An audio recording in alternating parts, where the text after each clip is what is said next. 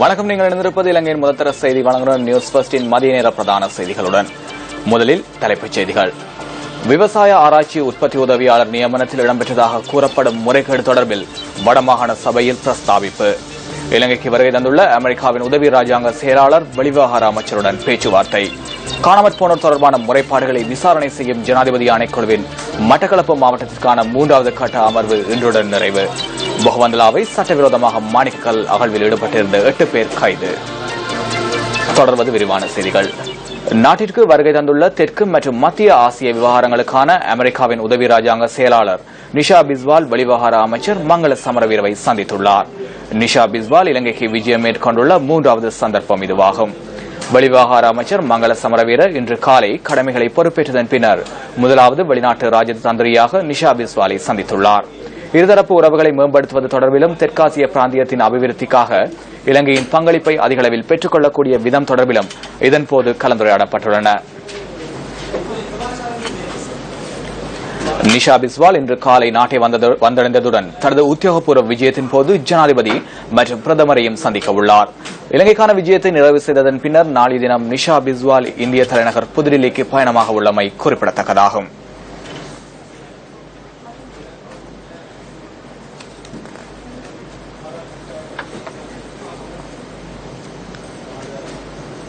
தெற்கை சேர்ந்தவர்களுக்கு வழங்கப்பட்டுள்ள வடமாகாண விவசாய ஆராய்ச்சி உற்பத்தி உதவியாளருக்கான நியமனம் உடனடியாக நிறுத்தப்படாவிட்டால் ஆளுநர் அலுவலகம் முன்பாக போராட்டம் நடத்த உள்ளதாக ஆளும் கட்சி உறுப்பினர் MK சிவாஜிலிங்கம் தெரிவித்துள்ளார்.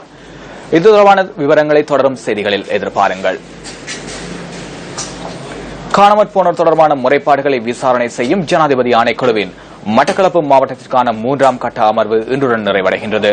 ஆணைக்குழுவின் மட்டக்களப்பு மாவட்டத்திற்கான 3வது அமர்வின் இறுதி நாளான இன்றைய தினம் சாட்சியம் அளிப்பதற்காக 187 பேருக்கு அழைப்பு விடுக்கப்பட்டிருந்தது. கோரளைப்பற்று பிரதேச செயலகத்தில் இன்றைய இறுதி நாள் அமர்வு நடைபெற்று வருகின்றது.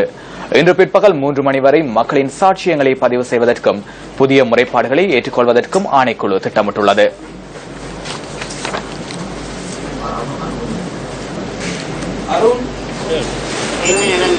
I don't know what happened. Did you go to the paddy field area? We went to the paddy field. I went to the paddy field. Don't know. That they have not given him the training, but they asked him to keep the gun. இதுவரைக்கும் இல்லை. ஆனா இருக்கிற இடமெல்லாம் இருந்து கடிதங்கள் வந்து கொண்டிருந்தது. ஒவ்வொரு இடமாக கொண்டு போனவங்க.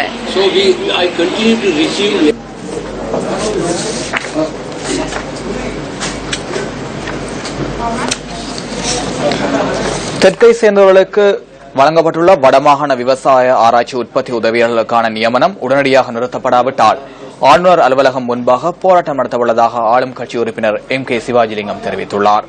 தற்போது நடைபெற்று வரும் வடமாகாண சபையின் 33வது அமர்வின் போது அவர் இதனை தெரிவித்ததாக அங்கிருக்கும் அவரது பிராந்திய செய்தியாளர் தெரிவித்தார். வடமாகாண சபையின் 33வது அமர்வு கைதறியுள்ள பேரவைச் செயலகத்திலே இன்று காலை 9:30 மணி அளவிலே ஆரம்பமாகியது. வடக்கு மாகாண சபையில் இருந்து நாடாளுமன்றத்துக்கு 3 உறுப்பினர்கள் தெரிவாகி இருந்தார்கள். அவர்களுக்கு பதிலாக 3 இன்று பதவியேற்க இருந்த நிலையில் அவர்கள் இன்று பதவியேற்கவில்லை. தொடர்ந்து வடக்கில் உள்ள விவசாய உதவியாளர்களை நியமிப்பதற்கு தெற்கில் உள்ளவர்களை கொண்டு நிரப்புவது தவறானது என்ற யோசனை ஒன்றை கொண்டு வந்தார் எதிர்க்கட்சி உறுப்பினர் ஜெயதிலக. இதன்பொழுது உரையாற்றிய வடமாகாண சபை ஆளுங்கட்சி உறுப்பினர் MK சிவாஜிலிங்கம் வடக்கில் வழங்கப்பட்டுள்ள தெற்கில் உள்ளவர்களின் நியமனங்களை உடனடியாக நிறுத்த நடவடிக்கை எடுக்க வேண்டும் என்று கோரிக்கொண்டார். அல்லதுவரில் ஆளுநர் அலுவலகம் முன்பாக போராட்டம் நடத்துவோம். இது ஒரு அபாயகரமான அறிவிப்பு. இந்த நடவடிக்கைக்கு முதலமைச்சர் தலைமை தாங்க வேண்டும் என்றும் கேட்டுக்கொண்டார். அதனைத் தொடர்ந்து உரையாற்றிய வடமாகாண விவசாய அமைச்சர் போனா ஐங்கரநேசன் வருகின்ற வெள்ளிக்கிழமைக்குள் நடவடிக்கை எடுக்கப்படாவிட்டால் ஆர்ப்பாட்ட போராட்டத்தில் ஈடுபடுவோம் என தெரிவித்தார். இதன்பொழுது உரையாற்றிய எதிர்க்கட்சி தலைவர் தவராசா தேர்தல் வரையிலும் நியமனங்களை இடைநிறுத்துமாறு அரசிடம் கோரியிருந்தோம். ஆனால் நிறுத்தவில்லை. இனியாவது இந்த நியமனத்தை நிறுத்த வேண்டும் வேண்டும் என்று கூறினார். இதன் இறுதியில் பதிலளித்த அவைத்தலைவர் CVK சிவஞானம் இது தொடர்பாக நடவடிக்கை எடுத்து அடுத்த மாதம் இடம்பெறுகின்ற அமர்வில் மீளாய்வு செய்வோம் என்று கூறினார். அதனைத் தொடர்ந்து தேநீர் இடைவேளைக்காக சபை ஒத்திவைக்கப்பட்டது. இதன் பொழுது ஆளுங்கட்சி உறுப்பினர் GT லிங்கநாதன் வடமாகாண சபையில் கொண்டுவரப்பட்ட பிரேரணைகளில் அதிகமானவை இன்று வரை நிறைவேற்றப்படவில்லை என தெரிவித்து தனது உடலில் 12 வினாக்களை ஒட்டிக்கொண்டு கவன ஈர்ப்பு போராட்டத்தில் ஈடுபட்டார். மீண்டும் சபை ஆரம்பமாகிய பொழுது 7 பிரேரணைகள் கொண்டுவரப்பட்டு அவற்றில் 6 பிரேரணைகள் நிறைவேற்றப்பட்டன. அதனைத் தொடர்ந்து நண்பகல் 12 மணியளவில் சபை ஒத்திவைக்கப்பட்டது. நியூஸ் பை செய்திகளுக்காக கைதடியிலிருந்து கதிராமத்தையன், ரஜினிகாந்தன். போகவந்தலாவை திரேசியா தோட்டத்தில் சட்டவிரோதமாக மாணிக்க கல் அகழ்வில் ஈடுபட்டிருந்த 8 பேர் இன்று அதிகாலை கைது செய்யப்பட்டுள்ளனர். கைது செய்யப்பட்ட சந்தேக நபர்களிடமிருந்து பெருமளவு உபகரணங்களையும் போகவந்தலாவை போலீசார் கைப்பற்றியுள்ளனர். மாணிக்க கல் அகழ்விற்காக அனுமதி பத்திரம் வழங்கப்பட்டுள்ள பகுதியை அண்மித்த தேயிலை தோட்டம் ஒன்றில் இவர்கள் சட்டவிரோதமாக மாணிக்க கல் அகழ்வதற்கு முயற்சித்துள்ளனர். சந்தேக நபர்கள் போகவந்தலாவை திரேசியா கிளானி ஆகிய தோட்டங்களையும் நிவிதிகள பகுதிகளையும் சேர்ந்தவர்கள் என்பது தெரிய வந்துள்ளது.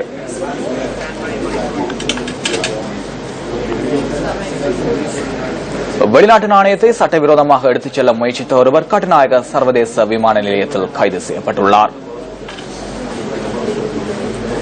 சந்தேக நபரிடமிருந்து பறிமுதல் செய்யப்பட்ட வெளிநாட்டு நாணயம் 40,50,000 ரூபாவிற்கும் மேற்பட்ட பெறுமதியுடையதென மதிப்பீடு செய்யப்பட்டுள்ளதாக சுங்க ஊடக பேச்சாளர் லெஸ்லி காமினி குறிப்பிட்டுள்ளார். சிங்கப்பூரை நோக்கி இன்று அதிகாலை புறப்பட்டுச் செல்லவிருந்த மட்டக்களப்பு பகுதியைச் சேர்ந்த 40 வயதான ஒருவரை கைது செய்யப்பட்டுள்ளதாகவும் அவர் தெரிவித்துள்ளார். ஸ்டெர்லிங் பவுண்ட், கட்டார் ரியால் மற்றும் யூரோக்களை பயணப்பகுதியில் மறைத்து சந்தேக நபர் எடுத்து செல்வதற்கு திட்டமிட்டிருந்ததாகவும் சுங்க பேச்சாளர் மேலும் குறிப்பிட்டுள்ளார்.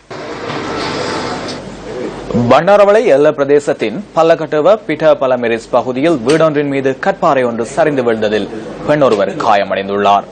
மலைப்பகுதியிலிருந்து கற்பாறை சரிந்து விழுந்ததில் குறித்த வீட்டிற்கு பாரிய சேதம் ஏற்பட்டுள்ளது. கற்பாறை சரிந்து விழுந்த சந்தர்ப்பத்தில் வீட்டினுள் 10 பேர் இருந்துள்ளதுடன் பெண் ஒருவர் காயமடைந்துள்ளார். காயமடைந்த பெண் தனியார் மருந்தகம் ஒன்றில் சிகிச்சை பெற்று தற்போது வீடு திரும்பியுள்ளதாக எமது செய்தியாளர் குறிப்பிடுகின்றார். வீட்டின் உட்பகுதி சேதமடைந்துள்ளதால் வீட்டின் வெளிப்புறத்தில் அவர்கள் தங்கியுள்ளதாக எமது செய்தியாளர் மேலும் குறிப்பிட்டார்.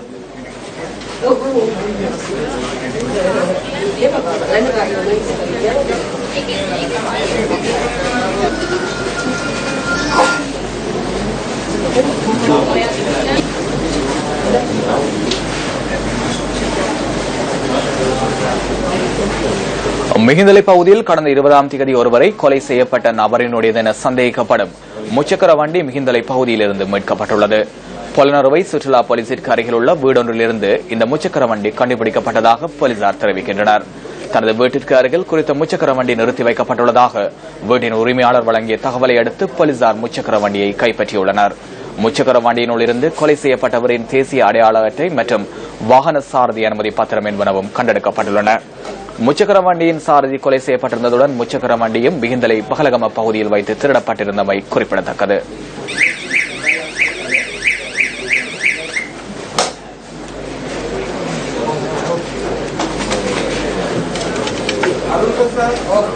பஞ்ச ஈஸ்வரங்களில் ஒன்றான ஸ்லாபம் முன்னேஸ்வரம் ஸ்ரீ வடிவாம்பிகா சமேத ஸ்ரீ முன்னைநாத சுவாமி ஆலய மகோற்சவத்தில் தீமிதிப்பு நேற்றிரவு நடைபெற்றது. ஸ்லாபம் முன்னேஸ்வரம் ஸ்ரீ வடிவாம்பிகா சமேத ஸ்ரீ முன்னைநாத சுவாமி ஆலயத்தின் வருடாந்த மகோற்சவம் கடந்த 2ஆம் தேதி கொடியேற்றத்துடன் ஆரம்பமானது. விசேட பூஜைகளை அடுத்து மாலை கழகம் புறப்பட்டு உள்வீதி மற்றும் வெளிவீதி வலம் வந்து 7 மணி அளவில் தீமிதிப்பு ஆரம்பமானது. நூற்றுக்கணக்கான பக்தர்கள் தீமிதிப்பில் கலந்து கொண்டு நேர்த்திக் கடனை நிறைவேற்றினார்கள். இதேவேளை முன்னேஸ்வரத்தில் எதிர்வரும் 28ஆம் தேதி தேர் திருவிழாவும் மறுநாள் தீர்த்த திருவிழாவும் நடைபெற உள்ளமை குறிப்பிடத்தக்கது.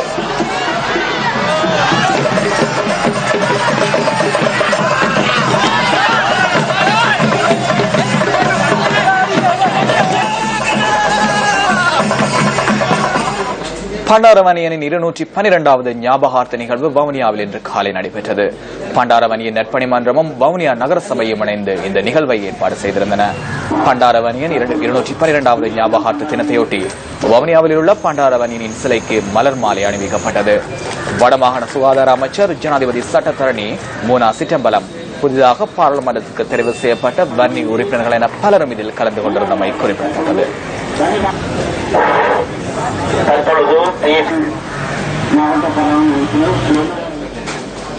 சிறுபோக நெல் அறுவடையை மேற்கொண்ட கிளிநொச்சி மாவட்ட விவசாயிகள் நெல் சந்தைப்படுத்துவதில் பாரிய சிக்கல்களை எதிர்நோக்கியுள்ளனர்.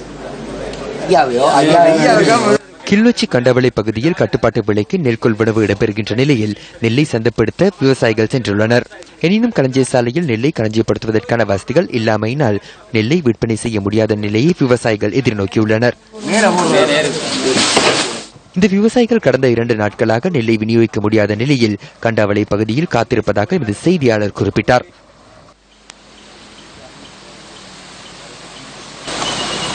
கண்டாவளை பகுதியில் உள்ள களஞ்சிய சாலை நிறைந்துள்ளமையினால் நெல்லை சந்தைப்படுத்த முடியாத நிலையை எதிர்நோக்கியுள்ளதாக விவசாயிகள் சுட்டிக்காட்டுகின்றனர். விவசாயிகள் வரிசையில நெல்லை கொண்டு வந்து வச்சு இவ்வளவு பெரிய கஷ்டப்பட்டு நெல்லை கொண்டு வந்து இங்க வச்சிருக்க எங்களுக்கு ஸ்டோர்கள் இல்லை. அப்படியா அப்படி இந்த அரசாங்கம் புதுசா வந்த அரசாங்கம் அதை மேற்கொண்டு எங்களுக்கு ஒரு ஸ்டோரையும் கட்டி அந்தந்த இடங்களுக்குரிய ஸ்டோர்களை கட்டித்தர வேண்டும் என்று சொல்லி கேட்டுக்கொள்கின்றோம். கிளிநொச்சி மாவட்ட விவசாய நாங்கள் எங்களுடைய நெல் சந்தைப்படுத்தலை ஒரு சரியான முறையில் அதாவது ஒரு ஒழுங்கு வரிசையில் அதாவது விவசாயிகள் ஒரு கியூவில் நின்று 80-90 டிராக்டர் லைன்ல நின்று நாங்கள் அதை கொடுத்து அப்படி சுணங்காமல் ஒரு டேட் போட்டு 3-4 நாள் எலெக்ஷனுக்கு முதல் ஒரு 1 வீக் நின்றுறாங்க லைன்ல. அதுக்கு பிறகு இப்ப எலெக்ஷன் முடிய நாங்கள் திருப்பியும் லைன்ல நிக்கிறோம். அப்ப அயர் பண்ணிய வாகனங்கள் அப்படியெல்லாம் சரியான சிக்கல்ல ஒரு விவசாயிகளும் தங்களுடைய பிரச்சனையில எதிர்நோக்கி கொண்டிருக்கிறோம்.